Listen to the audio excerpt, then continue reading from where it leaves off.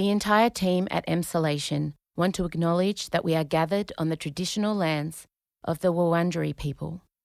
We want to recognise that we are recording and telling our stories on the stolen land of our country's first storytellers. We wish to pay our respects to all Wurundjeri elders and ancestors, and to extend that respect to any First Nations peoples who listen to Emsolation. We recognise Aboriginal and Torres Strait Islander peoples' continued connection to the land and waters of this country, and acknowledge that sovereignty was never ceded. Always was, always will be. Emrussiano If you are trying to curry favour with me, consider it curried. and Michael Lucas. Power ovaries on your t-shirt and tears in your eyes. That's right. It's a metaphor for this stage of life. This is Emsolation. He's electrified. I'm electrified. Dear listeners and readers alike, Michael is electrified. You're in Emsolation. Well, hello there and welcome to Emsolation. My name is Em Russiano and I'm hanging on by a thread. I'm a writer, a singer, a stand-up comedian, a maximalist power queen, a neurodivergent magic brain and a podcaster. And together with my best friend since I was 11, award-winning screenwriter, Mr. Michael Lucas, I bring you this podcast every week. Hello. How many days since the last episode have you cried? I've cried every day. I cried one day because I watched the Wild Robot. Oh, you did watch it. I told you. Know. I didn't realise. I told you how emotional it is. But also it's about mothering. I didn't realise. Imagine me watching it? I know. With all of my With children Elliot, I know. in the lounge room with I Elio know. laying across my lap. Did you know that it was going to be about that? No. I just thought fun tech little running around things. I watched they asked me to come to the Melbourne preview screening last year and I watched the trailer and cried in the trailer and I said, not for mummy at this point in time. And when I watched it, I didn't realise it's not sad, it's touching. It's very touching. It's a different, slightly different emotion, which feels cathartic. What got you in the end? Which specific moment? Was it just... Oh, it was everything to do with, for those who don't know, robot stranded on an island and it's programmed to like help subjects and then comes across a tiny little baby goose, duck, migratory bird. A goose. Yeah. Yeah. And therefore its programming is I've got to like do what it needs, which is like learn how to swim and then learn how to fly and then learn how to migrate. Otherwise it's not going to survive. And so it all becomes a metaphor for raising children. Yeah. And the wild robot like pushes themselves to the very limit and just does everything possible and like is... And she's sitting there with her legs strapped up and she's missing an eye and things enough and she's literally leaking fluid, her lifeblood. Yeah. But she's just doing all that she can to get this child of hers, this duck, this goose, we're not sure which one, into the sky. Yeah. And I know. And we should also say that the duck goose, I love it that we've watched this whole movie, not entirely sure, but the duck goose feels conflict about decisions that the wild robot may or may not have made, as we all do about our parents. And so because of that, there is a moment, spoiler alert, where this goose bird, migratory bird, is going on its journey and does not say a proper goodbye and flies off on the mother that has given everything. And yeah, that was what got me. But now, it could get me now. It could get me now too. Yeah. No, I am completely, and I said this to my daughter yesterday, Marcella, I am completely out of the driver's seat with my emotions now, gone. I used to have maybe a toe on the brake. Okay, yeah. But now I feel like I'm 5 years old again. Elio has better, as an autistic boy, has better emotional regulation skills at this point in time than I do. I don't know what's going on. Your masking skills are probably more sharply developed. Correct.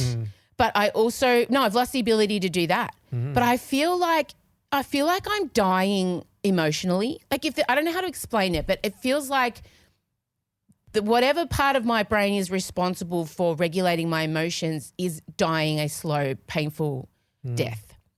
And then I watched this video where a woman was talking about how when you get to my age, oh my God, I cannot cry today.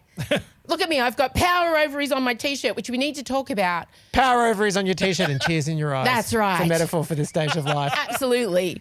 But she said that when you get to your mid to late 40s, your body keeps score, and all the ways in which you've betrayed yourself as a woman and been a people pleaser and broken your body as a mother, as In the Wild Robot. In the Wild Robot. Yep. The ways that you have betrayed yourself come home to you, and you start to grieve that, and she said, while you feel like you are dying, you then eventually turn to face yourself and walk back. And the journey of your mid to late 40s is that walking back to yourself and reclaiming yourself. So it's meant to be painful, but my God. But then people say to me like, what's wrong? And I can't even tell you. I'm just sad. I feel real grief, but I don't even know what's going on. Like, I'm crying now. I cannot stop crying. My poor family, except Scott. But even Elio, I mean, it's just, and I was crying this morning when he left us for school, which is terrible for him. But I just said to him, I'm okay. I just feel really sad and I'm going to get better, but it's okay to be sad. Oh, my God. Anyway, I'm launching a podcast about perimenopause. I've never felt more galvanized about the need for this project. And If you doubt that it comes from an authentic place, behold. I just rage against the vagine. We talked about it last week. The T-shirt I'm wearing right now, this is Regina. She is Power Ovaries. If you're listening, you'll be able to go to our social media and see a picture of Regina. I drew her. She came from a deep guttural place, but it is a pair of ovaries smoking a cigar, holding 2 grenades, and she has a fierce brow and a look of determination on her face. And this is the merch we are going to be selling. It is available now through my online shop. We'll put all the links up. You can buy Regina on a T-shirt. You can buy Regina on a hoodie. She will be the symbol, the mascot, the emblem of perimenopause. You will see a woman wearing Regina in the street and you will give her a slow nod. You will just tip your little cap to her and keep walking. But I wanted you all to get her and wear her and have her with you so that it is kind of a little bit of it can be a warning flag also for if a woman is melting down in public or looks like she's close to, she's got Regina on. There's just this instant understanding. Like a pirate flag. Correct. Oh my God, it's the menopause pirate flag. Thank you. Hang on, how's my makeup going here? All right, it's great. No, the makeup's held. I can see the tears are there. The tears are there. It's fine. We've also got the cover artwork, which we're going to be putting up now. If you're watching on YouTube, we'll also put that online. But I am going to be making this for myself now in the hope that it helps everyone else. Also, if you want to just donate to the cause, which so many of you actually contacted us. We had listener Emsolator, was it Carenza? Is that her name? Yep. Emsolator Carenza said, listening to the latest episode about a new perimenopause podcast and proposal for funding, I just want to kick some money in to help. I don't want anything in return. I want to contribute. How can I do this? Emsolator Afton said, as a perimenopausal neurodivergent woman, I'm so sick of medical misogyny. I know that anything you make in this space is brilliant. I would very much like to support you in this project and put some money towards it. So you're going to be able to do that in my shop also. You can nominate the amount and you'll become a patron of the Perimenopause podcast, Rage Against the Vagine. Thank you, everybody. The response is huge. And the fact that some of you just want to put money in without, I always feel like I have to give something in return. So the T-shirt is there. But the T-shirt... Some might say the podcast is what you're giving in it's return true. as well. You will get the podcast. So, yeah, go now. Buy yourself a Regina T-shirt or a hoodie. We're going to be looking into fans. We're going to be putting Regina on everything. But it's just, I drew her one day. She literally came from the ether. She came to me in the moment. I just knew she had to be smoking a cigar. And she's got It's the like Anakin. Moses seeing the burning bush. Yes. MC's angry Regina with grenades. And she's got the blows it Anarchy up. symbol on her cigar. Yeah. So please now go. Support Rage Against the Vagine. I'm going to make it because, as is evident by the opening 3 minutes of this podcast, I need it. I don't know how to... I know if you're listening and you're going through it, you'll completely understand what I'm saying, but I genuinely wake up and I don't know who I'm going to face, and it's terrifying.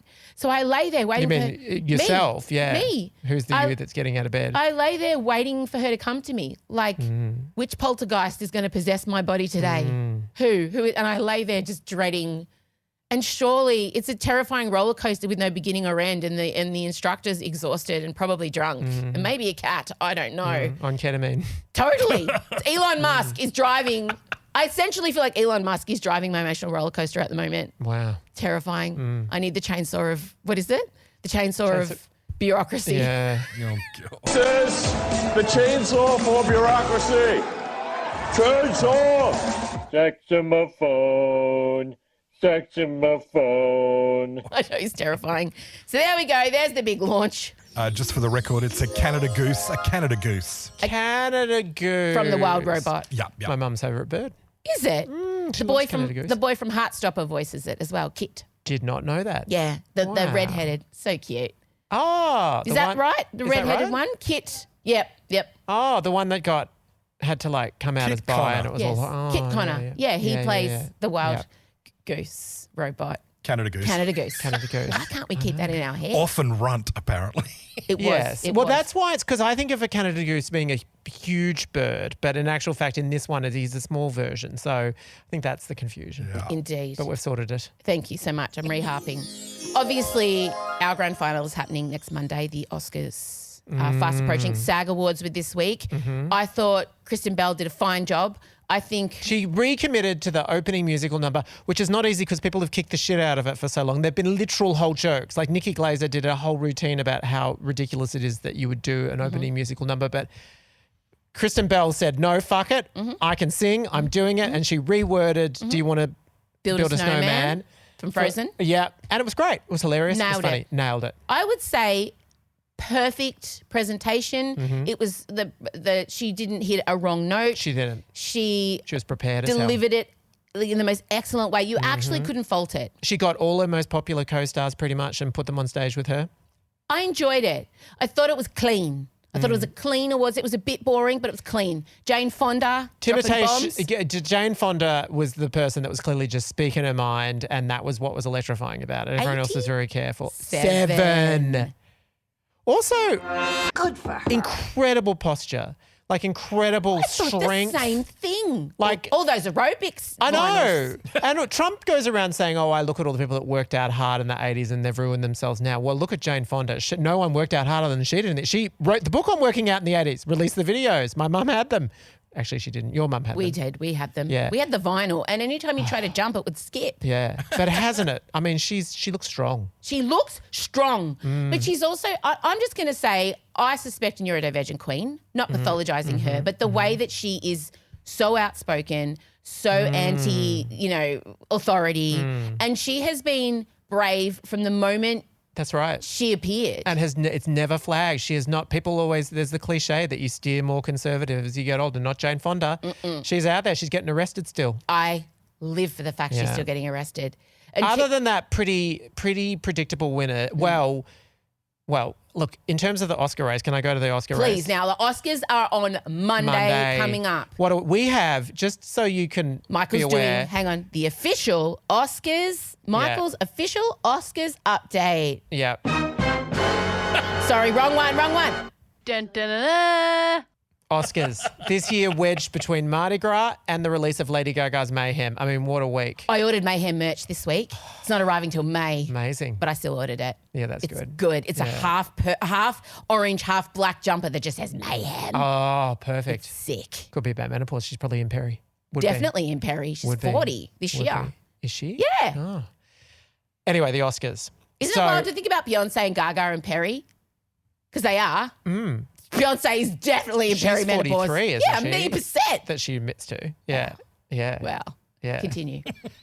I just feel grateful that we've got our divas that are, and I'm going to say our age, even though they are younger than us, of course they are. But I mean, I feel for past generations that had to watch as their divas got cast aside and they just had to take on the new teeny boppers. Whereas we've been able to hold through. Rock steady crew. Rock steady crew. 100%. Yeah. Anyway, the Oscars. Well, I don't know that there's ever been a year where there's been less certainty about what will win Best Picture. He's electrified. I'm electrified. Dear listeners and readers alike, Michael Normally, is electrified. We've had our surprises. We have. Obviously, the La La Land Moonlight year, one for the ages. I mean, we Hashtag were never together forget. sitting on the end of a bed Unbelievable in the in Sydney. QT Hotel in Sydney. That's right. And we looked, and I said to you, is this real life? I know. That seems like a quaint happening. How I know Now. that was seems the like- most unbelievable thing we could imagine could happen in this world. Billionaire takes over US federal government. Couldn't happen. Couldn't happen. Actually addresses. US president sides with Putin, throws No. Ukraine under a bus. Sorry, what? Couldn't happen. Absolutely not. But the Minister for Health in America is somebody that is anti-vax and says he's going to take all women off their medication and put them in a health farm. Yeah. I actually hope he does that. Imagine taking a bunch of menopausal women off their hormone replacement therapy. If you want to start the revolution. Well. But anyway, yes, the Oscars typically are predictable when it comes to Best Picture. We all remember last year Oppenheimer. We all knew it was going to win. It was going to win, and then it won. I simply do not care about Christopher Nolan's movie with Matt Damon, the one that's coming out. I can tell you right now, it's going to be shit and boring, and the female Odyssey. Nah. Oh, really? Nah. I But told you you. like a bit of mythology and a bit of like swords and sandals and Yeah, but Christopher Nolan will just suck all of the camp and fun and goodness out of it. Yeah. I am on a hit with him. I don't like him. Continue. I'll take your call, Christopher. Just so you know. I won't. He's devastated and so electrified by my offer. Anyway, so will it be? There was a period of time where it looked like the Brutalist was getting in front, but then Anora won at the Producers Guild, which is very predictive, and so everyone has thought the Brutalist gone down because of the AI stuff? I wouldn't have helped. I don't know how much it's gone down, but it wouldn't have helped. Okay. Honora had a moment in the sun, and everyone thought maybe that'll get there, which is one of my favourites of last year. But then Conclave won at the Screen Actors Guild. We're very similar voting bodies. Girl. So, and I still think I would not rule out Wicked. I just wouldn't rule it out. Never rule out Wicked. It's a preferential system, and who's really putting Wicked last? No one's putting Wicked last. No, Maybe it's some people that hate a music. safe bet. But can I just... Fucking Conclave could be happening in real life. Conclave could be a reality TV show. I know. Girl, Yeah. old mate's in critical condition in the hospital. I know. I mean, can you imagine their marketing department? Can you can you imagine? imagine them just sitting there going, oh my God, this is, how do Is we it spin good this? How do we or spin? bad? We can't be seen as... What do we do? Oh, it's good. It's Good good. for the movie, good for It's the movie. But I do think that they just say nothing. And in fact, what they did at the SAGs was they had Isabella Rossellini express her thoughts and care towards the Pope, and that's what you do. On behalf of Conclave, we just want to wish him well, and also you can buy a ticket if you want to see the film. And also, if you want to know what's going to happen after he kicks the bucket, watch Conclave. Yeah. Brilliant. But also, a complete unknown is having a surge. So Adrian Brody, who's the lead of The Brutalist, has been winning all season, but Timothée Chalamet got in front, declared he wants to be one of the greats. That's his goal. But the truth is, I'm really in pursuit of greatness. I know people don't usually talk like that, but I want to be one of the greats. I'm inspired by the greats. I'm inspired by the greats here tonight. I'm as inspired by Daniel Day-Lewis, Marlon Brando, and Viola Davis as I am by Michael Jordan and Michael Phelps, and I want to be up there. So I'm deeply grateful to that. This doesn't signify that, but it's a little more fuel, it's a little more ammo to keep going. Thank you so much. Like Michael Jordan, and he means the basketball player. I love that he did include Viola Davis as one of his greats. Respect. He also said Michael Phelps, Yes. well-known stoner swimmer, That's Olympic right. champion. Yep. I love that. I love it. Can I tell you, it appealed to me that he said he wants to be one of the greats. I know. That electrified me. Yeah. I really enjoyed it. I was like, here's some backbone in the tiny man. My Australianness in the moment was like, and then I realised, no. I don't have that. Yeah, no, I know. I don't have that. I have it Also, too much. when they talk about imposter syndrome with women, Yeah. I don't have that. Yeah. I don't have imposter syndrome. No. I think for a while I felt like I had to say I did, but I genuinely don't. No. I've worked really hard to get where I am, and I think I deserve it. Yeah. Maybe it's an autism Quotes thing. I very don't know. similar to Angela Bassett, who just this week reflected on her loss to Jamie Lee Curtis in the last year's Oscars. No, year before. Anyway. I enjoyed it. Yes, tell me. So basically, it's anyone's game for Best Picture, and I cannot remember a time where there's literally been 5 films, and it would not be surprising it would be surprising for anything to win at this point. We've just got no idea whatsoever. Actor, it's down to the wire between Timothée and Adrian Brody, but I think you'd have to give the edge to Timothée. I think we can all acknowledge Demi Moore has won Best Actress. We just need to, that will happen. Her speech, she's probably been working on, I think, now for 9 months, and it will be splendid. She'll hit every note. Perfect. I cannot believe she's going to get an Oscar For Substance. for Substance. I loved it. I don't know what else to say. Oscar-winning performance. Yes, I think it's great. Of all of the lead women you've watched. Yes. No, I love it. I mean, you look. put her at the most impressive actoring of her craft. You're putting that at number 1. I'm going to doubt your judgment moving forward. I think she's giving a performance that no one else would have given or had the balls to give. The flaps. the flaps. Very to give. specifically the Yeah, flaps. Yeah, who Sure. signs on to that? Okay. And surrenders themselves to that level of crazy. We don't ever call men brave. Supporting for actress showing their Zoe. dicks. Yep.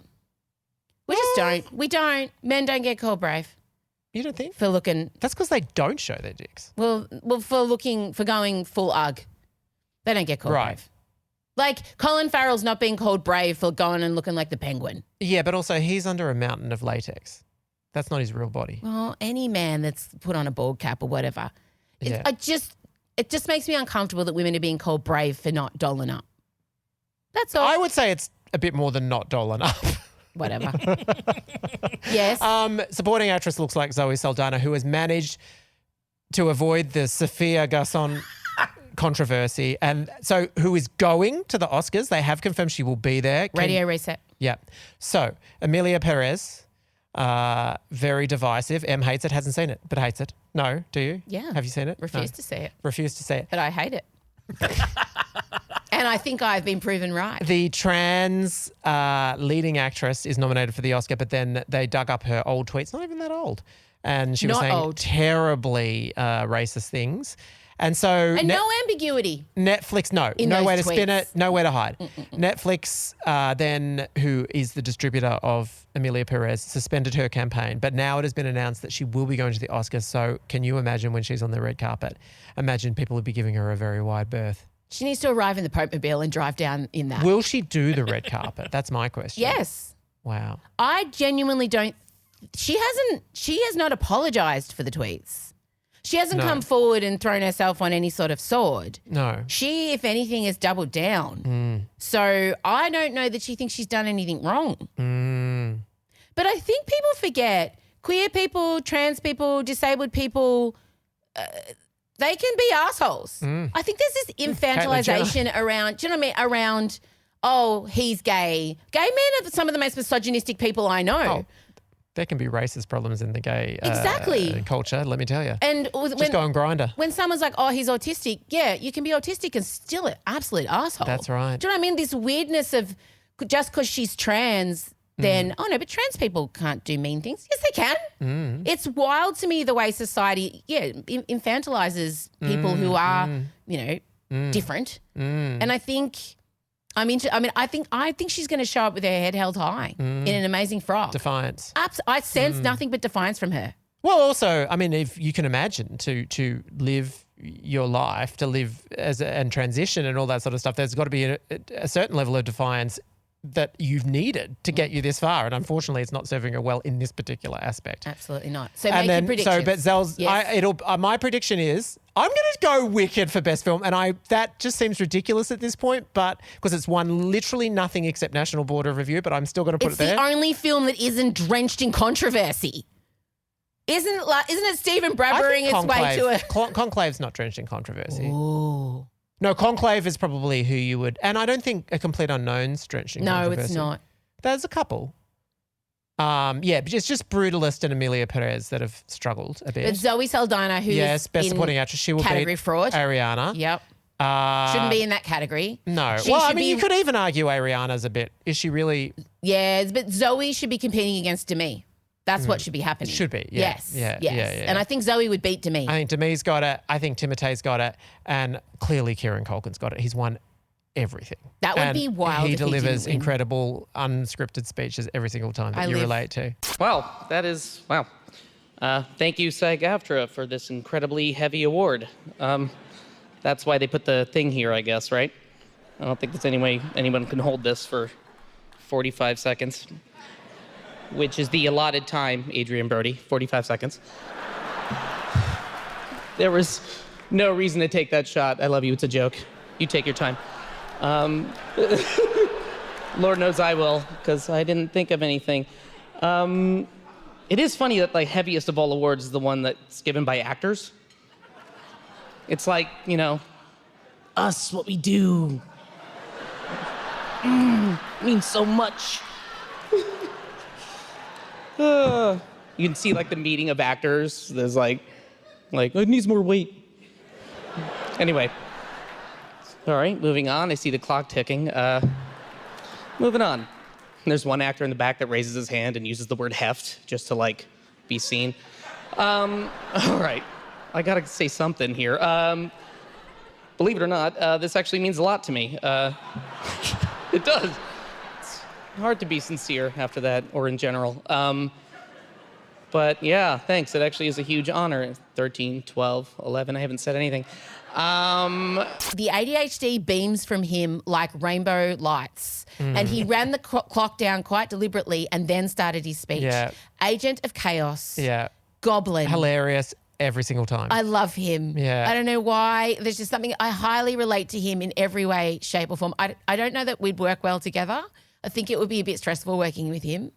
But I know Sarah Snook loves him and he loves her. Yeah, very much. So very I much. And enjoy I that. think the stressful cast member on that production might have been someone else. Jeremy Strong. Who is against in a riveting twist. And the other big news about the Oscars, which is confirmed today, Yes. there will indeed be a live Wicked medley to open the show. I'm not okay. We don't have confirmation of the songs, but I think we can predict that Defying Gravity will be one of them. I mean, of course it will be. And popular. What else? What would you do if you had to do three songs from Wicked? What is this feeling? Yeah, what is this feeling? Popular and Defying Gravity. Has to be. Also, like as They if can't do any songs from part 2. No. Has to be from part 1. And Yeah. they're the 3. No one's doing Dear Old Shiz. Bleh. Absolutely not. what's Jeff Goldblum's song? No, I am a sentimental man's not till no one's doing I am a sentimental man. No. I would have boom off the welcomed. stage. I would have wanted Dancing Through Life, but alas, Jonathan Bailey is on stage in the West End. No and will Dancing not Through be. Life. No, it's got to be about the 2 girls. It's got to be about. And I am frothing. Can you imagine? I'm going to pass out. It'll be amazing. It's the first time we're getting them singing. First time. Holy, the enormity of this just hit me. What we're going to be seeing. Yeah. Oh my God. Midday Monday, you will be. Someone do a welfare check on him. Could be 11. Just double check. Yeah. It's yeah. all right. I'm ready. That's all right. We're not going to be together. You'll be out of body when it happens the first time, but then you'll always have it on YouTube and you'll just repeat watch. 1,000,000%. All right. Well, we'll see if your predictions come true. That was Michael's. That would have been like doing a segment with Kieran Culkin. I was just interrupting you consistently, just chipping in at you with stupid facts. Couldn't help myself. I didn't even notice because I'm that used to it. Now, over the weekend, my eldest, youngest, middle daughter. That was riveting. My eldest. No, she's not. Youngest, no. She was for a time my youngest. She was. For a good 16 years, she was my youngest, maybe less. 13 years. How's She was my the baby. maths? Not a strong suit. Yes, no, Odie Violante Russiano Barrow turned 18 last week. And then we had the blessed party on Saturday night. And I want to just talk you through the lead up to that because as mentioned at the top of the podcast, I am not emotionally well at the moment. As mentioned in Odie's actual speech on the night when she said, it's been a week. My child did announce it's been a week. So I booked this party in, I want to say, October last year. So organised. I got the venue. It's the venue we had for your, I've always known about Disco Cowboy Hip Party. Ziggy's Disco Lounge. I've always loved it. I've always wanted to have something there. I made Michael have something there. But then finally I had a reason. And so I booked it in and I just thought, that's done. I won't think about it again. And then about a month ago, the lady who owns it messages me. She's like, hey, just checking in. These are our catering people if you want to use them. So, get in soon and let them know what you want. And I'm like, okay, sure. These are all the other things you need to do. And as the weeks wore down, as the catering people just sat there and I'm like, just call them. Just call them, order the food. And every time I went to do it, I didn't do it. So we are 7 days out and I know that you have to minimum give them 7 days notice for a big catering order. 7 days out and I'm like, just call them. I did it. 6 days and 5 days, 4 days. We get to Friday and I wake up and I'm like, so stressful to me. I don't have any food organised for 80 people coming to my daughter's 18th tomorrow. Yeah. And so Odie and I, 2 chaos goblins, again, Kieran Culkin did, and we decided to go to Costco in the Docklands. It was 38 degrees. I don't know, the traffic. Are we the day of? The day before. Day before, okay. The traffic in Melbourne has been so sublimely bad at the moment. It's like we live in New York. I don't know what's going on. It's been off its tits. The freeway near my place is being completely dug up and blocked. And so it takes, instead of 35 minutes, it sometimes takes me 2 hours to get home. 2 hours, Michael. So we're over at the Dockland. My car, I'm running on the smell of an oily rag. I couldn't stop to get petrol because the night before when I did need petrol, I was dressed in Kylie regalia. And so I'd run out of petrol when I got back to your place after Kylie. But I drove home with no petrol in my car, but I was scared to stop because I was wearing all the pink crazy stuff. Sure. So I just thought, I'll do it in the morning. I got in my car in the morning. I don't know what's going on. And I'm like, Em, go get petrol. I didn't get petrol. I drove into the city. I drove in to do Steph Claire Smith's podcast in the city. And Odie's with them, like, okay, let's get petrol. There's no petrol stations in the city. I'm like, okay, let's just go to Costco. There'll be a petrol station. So we are coasting into Costco. We couldn't have the air conditioning on in the car because we had no petrol and it's 38 degrees. Yeah. So I'm sweating. Then we get to Costco. I've left my wallet at home. I don't have my Costco membership card. You can't get into Costco. You can't get out of the car park. You can't do anything without your Costco membership card. So then we try and download it online. We can't do it. So then I'm like, fuck it. I'll just buy a new membership. I don't care. I'll start again. So then I'm standing out the front of Costco trying to buy a membership. Then I have to take a selfie and then I try to use that card and like, no, you have to have identification to get the card. I'm like, that's the whole problem. I left my wallet at home. I don't have identification. And so they sent me to this lady at the counter, this older lady, and I tried to explain to her, I'm already a member, but I left my card at home and I just thought it would be easier if I started a new membership, and now it won't let me because I don't have an ID. And she's like, so you have 2 memberships? And I'm like, yeah. She's like, okay. Well, then she brings up my old membership. It's expired. It's expired. I'm like, I've already just paid. I don't care. Just tell me what I have to pay just so I can go in there and buy something for my daughter's 18th. So she takes pity on me. She gives me a membership and then I've got it on my phone. We go into Costco. It is chaos. Heaving with people. Heaving. Friday afternoon in the Docklands. Yeah. So that Costco services all of Western Melbourne coming off that ring road. All of Is there another Costco? I thought in it's- Ringwood. Oh, is there? Closer to my house. No, that's too logical. Yeah, We're yeah. not in Logic Land right now. Yeah, yeah. So this human also gets a surprise period, not supposed to be getting. I've been bleeding Yeah. like again. Oh. Like, so I'm bleeding, I'm sweaty. You really should have taken those Pads. pads. Yeah. No tampons. The tampons. So also we get into Costco. We're wheeling this massive trolley around. We get all these alcohol. The kids drink these UDL horrible mixed can things. We're doing that. We get an industrial sized bottle of gin for you and Adrian, which by the way got drunk. It was like 2 litre bottle of gin gone. More than 2 litres, 5. Not by Adrian and I Wow. alone. Could have been. There was a lot of older women there probably by then. So we were in Costco. We're getting all the things. We get a huge chocolate, like little muffiny things. I don't know. I had no plan. I had no plan for the catering. Still no plan. Then we see that there's a Spotlight. So we're going to Spotlight and I find catering boxes. I find the, you know, the things Yes. that grazing platters come in? Yeah. So I just buy a bunch of those. Yeah. Then we go to a market and I just get every salami, cheese, olive. Still no plan. Yeah. Then we get home and it's all on the bench and then I have to go to bed. So the day of, we wake up, still no catering for the party. I did Yeah. get petrol though. I Yeah. did get petrol. Yeah. I did get petrol. And then I said to the girls, all right, we just got the boxes out. Odie's boyfriend Josh was there. Poor Josh. Poor Josh. Josh has really come into the family at an interesting time. But I just want to say he takes it with a grain of salt. I actually could not have AI'd a better boyfriend for Wow. Odie. Yeah. He's so great. And he said to me while I was making him make antipasto shazliks, shish kebabs. Mm-hmm. So we get a stick and I'd ordered them from Amazon with little disco balls on them. So I did order Mm-hmm. Yeah, theme, totally theming, useless things. yeah. So you put a bocconcini ball, a leaf of basil, some rolled up prosciutto and a cherry tomato. Yeah. And then that's Yeah. so while he's doing that, Scott said to him, oh, Josh, are you going to make a speech? To which I just turned around and said, no. He's only known Odie for 4 months. Josh was like, nah, it's okay. Oh, yeah. And Odie's like, well, he can if he wants. I'm like, no, he's not. And then I He said, can, however, make the antipasto by Absolutely. hand. Yeah. and then I said to Josh, I said, I'm so sorry, was that too blunt? And he's just like, nah, it's think okay. at this point- And I said, thank God. He just gets it. Yeah. He just gets it. Yeah. And we need more men in the world who just get it. Yeah. I feel like saying to my husband, look at the example of this young man. Yeah. And when Elio was being rude, he was doing something outrageous, Josh went over to him and he said, Elio, you're playing with fire. Oh. Like, Josh, if you are trying to curry favour with me, consider it curried. Yeah. It's butter chicken. It's delicious. That's right. It's, It's a curry it's so beyond nice. anything Scott Morrison could It's prepare. the best curry I've ever had. And Elio said, what does that mean? And Josh said, well, what happens if you play with fire? And Elio said, you get burned. And he said, exactly. And I'm like, more curry. Here's some more curry. Have a Yeah, papadum. Oh, my God. We love Josh. Elio didn't sleep that night, but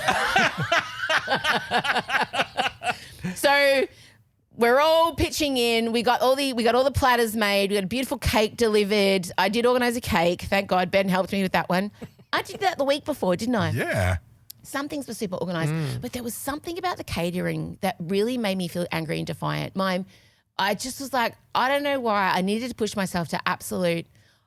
I would have just turned up with a bag of chips at some point. I was really, which is very unlike me because I take food very seriously. But it's fine. I wrote my speech for Odie the night before. I stayed up very late writing my speech. Chella also wrote a speech. Josh did not. well, And he got Scott the memo. said he was just going to YOLO it. Oh. Which, great, fine. It's yeah. what I did with the catering. Whatever you want, babe. Yeah.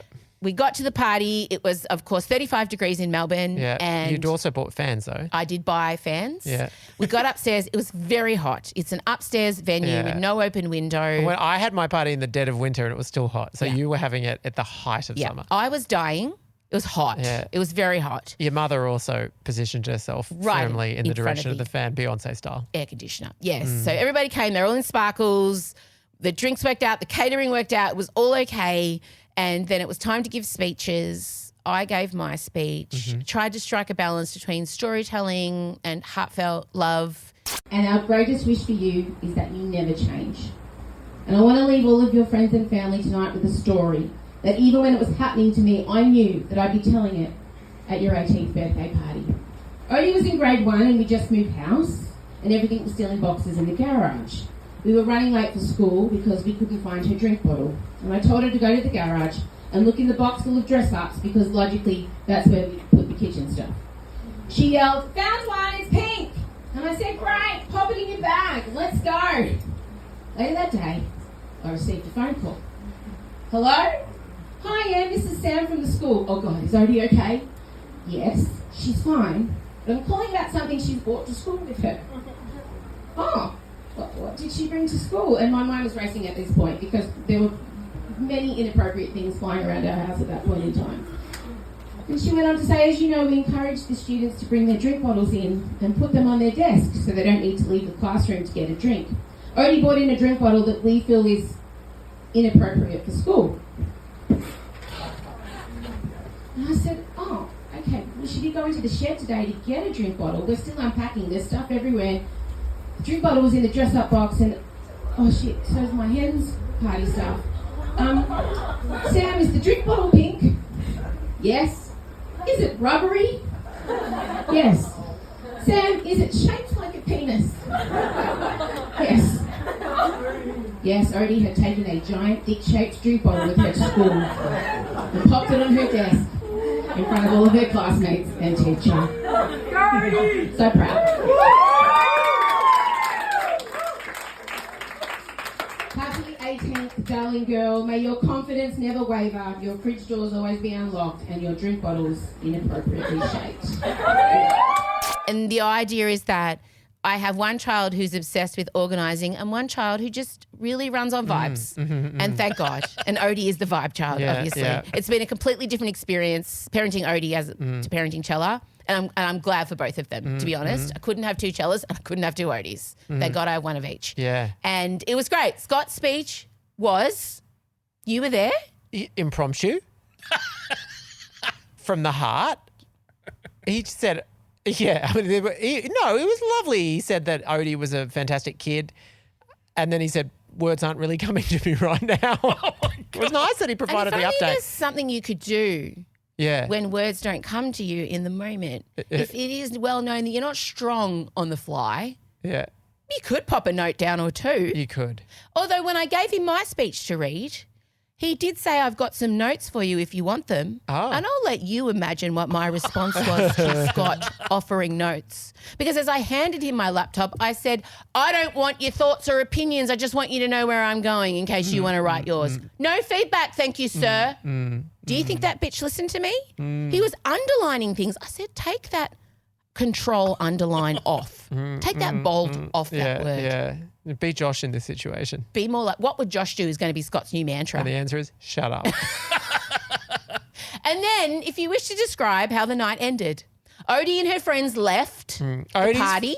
My favourite bit of Can you the explain night. Odie's friends too? Well, I'm glad you witnessed them. I think we need to contextualise. Em and I, if that's not already apparent, I particularly was entrenched in nerd culture, and my friends were nerds.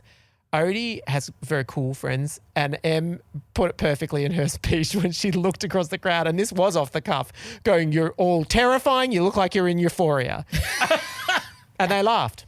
But they did. They did. There was also one infamous moment where a guy with like sort of an extreme hairstyle, everything was going on with him, was like wandering through, and you got physically alarmed by him and raced towards her and go, "Do you know who that person is?" She was like, "Yeah, it's my friend." And you were like, well, he looked 47. It was like, yes, 47 years. Absolutely. And it was just wandering through. But he's a nice one of Odie's friends. They're terrifying. I was scared. Every time someone came up the stairs. Chella's friends are much more similar to our friends, and they were all there till the end. Well, that was apparent. Yeah. So Odie and her friends left her own party at 11-ish. You were exceptionally gracious about it. So happy to have that happen. Yeah. It was fine. I was just... Well, it led to the magnificent turnaround that we then got to take over the playlist. Yes. So if you can imagine an empty, tiny discotheque and... Well, there was still about 10 people there, and that's all we needed. Correct. I took over the DJing. I was also cleaning up at the same time. Yeah, I was racing to get to the end of songs, and I was doing some dancing. And it was me and you and Chella and her, the two girls, the twins she's been best friends with since she was 12. And Will, her friend Will. Helen. And my friend Helen, my hairdresser, and her daughter. Yeah. And Dylan, the barman. Yeah. And we were on the dance floor for a solid hour doing just diva. Whatever we wanted. It was diva amazing. after diva. We did consider the younger generation, so we leant towards, it wasn't just purely Madge and Whitney. In fact, there was no Whitney. No. That was our sacrifice. Absolutely. So we gave them the Dua Lipas and the Charlie XCSs, the tracks that we like. The Sabrinas. You loved a bit of Sabrina. I loved a bit of Sabrina, but it was just, I realised we all at our age need to normalise getting a group of 20 That's friends right. together. Locking down a space. Everyone chucking in $100, getting a space and at having a time a disco. of your choosing. Like, I enjoyed it much more than my own 18th. What was your 18th? I don't even. Em had left the school we went to, and we were not in contact at each other's 18th. So what was your 18th? I didn't have one. That makes me sad. Although you would have hated it, but it still makes me sad. No, but we had my grandparents, both sets of grandparents round to my parents' house. Yeah. And I didn't have a 21st either. Oh. Or I had a 30th and a 40th. That's it. But I didn't have an 18th or a 21st. Were things strained with the people who perhaps may have organised an 18th and a 21st for me? Safe to say so. Yes. Yeah. Are there any photos of me from the ages of 14 to 30? Only the ones from Idol. Yeah. I don't exist from the age of about 13 on camera. You will struggle to find anything of me at all. There's not one photo of me hurdling or high jumping or doing any sporting endeavour. I can't show my kids how good I was. It doesn't exist. Wow. Yeah. You can also tell them what you want. So maybe there's a silver lining. You know, I invited the entire year level to my 18th. And who came? Almost all of them. I mean, like, I think we had about 110. I feel like you'd rebranded by year 12 though. The nerds had taken over Eltham College year 12. Actually, to be fair, in Eltham College, something happened sort of around like... I love how we're just ripping out the name of our school now. YOLO. Was that bad? No, we don't go there anymore. No. Well, something happened sort of in year 11 and year 12 that the social strata sort of all started to fall apart, blessedly. But also my birthday's in November, so it always falls in exam. So I had to have my party immediate after exam. So it kind of became the like... Yeah. Yeah. And the two biggest, for some reason, my house that I grew up in had a granny flat for when my sister, she had her first child when she was in her 20s and moved in. But by that stage, she'd gone. And so we had this like granny flat house and I had the party there. For some reason, there were no lights turned on. It was almost pitch black. I assumed that my ghetto blaster was going to be enough for the sound system. It was not. You couldn't hear anything, but it didn't matter. Everyone just got absolutely stonkingly drunk in the way that we did abuse alcohol in the 90s. They still do today. I know they do, but my God. Not like we did. Yeah. And my parents, I remember my mum just sort of sitting in the yard, just sort of keeping a vague eye on the chaos. And I remember people climbing on top of wood stacks and serenading her with I Honestly Love You when they were off chop. But we survived. Wow. Yeah. And on that note, happy 18th, Odie. I'm glad Elio isn't 18 for a very long time. Let's not even consider how old we're going to be when he's 18. It's terrifying. Oh. It's actually terrifying. We'll still dance though. So I am 46 this week. Yeah. And Elio will be 18 in 12 years. You'll be under 60. Just. You're like Kristen Chenoweth. You'll just be hitting perimenopause. Girl. Lady. Sure. I just want to say it. I'm going to say it. I wasn't going to say it. Just take note of older celebrity women using perimenopause as a way to dial back the years. Women who are saying, yeah, I'm in perimenopause, it's really hard, and just knowing their age. And I genuinely think they are using it as like menopause light. Like it's because people say it starts in your 30s, and so maybe someone might accidentally think they're in their 30s because that's when perimenopause can start. And I'm saying, madam, I know your real age, and there is rosé and cobwebs in those ovaries, and that is it. Madam. All right, coming up in the sealed section, we're going to talk about White Lotus, our Kylie Minogue concert experience, and we're going to play a game of, we're going to bring it back, our favourite, the Newsreader, where we attempt to read out ridiculous headlines with a straight face. I think I'm going to do well in it today. I will probably cry. Yeah. See you in the sealed section, and don't forget to buy your Regina merch. Don't forget to support Rage Against the Vagine. Please go now. Thank you so much. Bye. Extra. It's Emsolation Extra. Coming up on Emsolation Extra. Hello there and welcome to the sealed section. Thank you so much for being a subscriber and supporting us. And if you're on a 7-day free trial, just let it roll over, babes. You know it's worth your money. Just do it. Why wouldn't you? Why wouldn't you? I so would sign up to this and just forget because of the ADHD. But then every week I'd be pleasantly surprised. Yeah, you'd be like, oh, I get Oh, this. thank God. Yeah. Thank God I forget to cancel things. Thank you for being here. As you know, we have launched our Rage Against the Vagine merch. I'm wearing the T-shirt now. If you're an extra subscriber, you can see it. Or if you've watched on YouTube, which you probably all have. Today we are going to be discussing our attendance at the Kylie Minogue concert and the snitchy fandom that I wish to take on. I do have some strong opinions on some of her outfits, which I'm willing to express here in the sealed section, and just look at it as an observation, not a critique. I think it's the best way to do it. We're going to be just briefly touching on the White Lotus. I also have some notes on the White Lotus. And we're going to be doing the Newsreader. Now, episode 2 of the White Lotus went out. I think, as we famously have discussed, Mike White does not take on board anyone else's opinions when he's writing the show. And I think that showed in episode 2. Because the way he wrote the interaction between the 3 blonde women felt like a gay man's interpretation of a bitchy conversation between 3 blonde women. That's probably why I loved it. Yeah, I would say so. It felt very Sex in the City, which was essentially 3 gay Or men. some might say Nina and Billy. No, but the difference with you is that you involve women in the creative process. You have female directors. And to be clear, Offspring was created by a woman and directed by women. Correct. So, Directed by women, created by a woman. You have female writers in the room. Also, your actresses. Yes, they're very input. vocal. I don't know how, maybe his actresses are. I mean, I can't imagine Carrie Coon just Do you accepting think him. he would be someone who would be as accessible as you are to his actresses? I don't strike someone who doesn't collaborate. Well, I don't know. He seems Why to go... would he start with the actors? Because he doesn't collaborate with anyone else. Do you know what I mean? Like, you are naturally collaborative. You enjoy many voices and many contributions. If he's directing and writing himself, is he taking on board something from the actors? I really had an issue with it. It felt misogynistic. I think it's probably, I don't know. I think maybe what could be happening though is like when a show gets incredibly successful, and it's probably like all those actors would have been thrilled to get parts on the White Lotus. Totally. And you They're know not what? kicking up. Yeah, exactly. Exactly. But so I don't know if it's so much an energy. I mean, obviously he's the writer-director that he's putting out as just this is a successful show I've got on. I'm going to be grateful and not going to. Whereas maybe, maybe there was more debate earlier on. I mean, because normally what happens on recurring shows unquestionably, is that everyone's more on script in season 1, and then the more everything goes, the more like actors feel confident. But that doesn't happen when you change the cast every single time. In fact, the opposite probably happens. And it feels like that. I'll tell you though what I have been absolutely devouring, and I didn't realise it was so gay.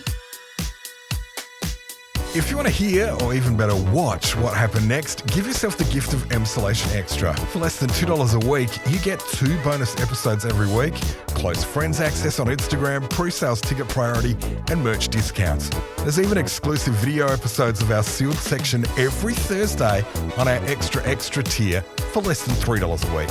Find out more at emsolation.supercast.com now. Emsolation with M. Russiano is recorded at Down the Hill Studios, hosted by M. Russiano with Michael Lucas. Executive produced by Benjamin Wasley, produced by M. Russiano. Edited by Ezekiel Fenn, with videos by James Henderson. Socials by Benjamin Wasley, M. Russiano and Marcello Russiano Barrow, with assistance from Jem Evans and Isabella Hines. You'll find links to get more Emsolation on Instagram at Emsolation Podcast. And thanks for listening. We can't wait to chat with you again soon.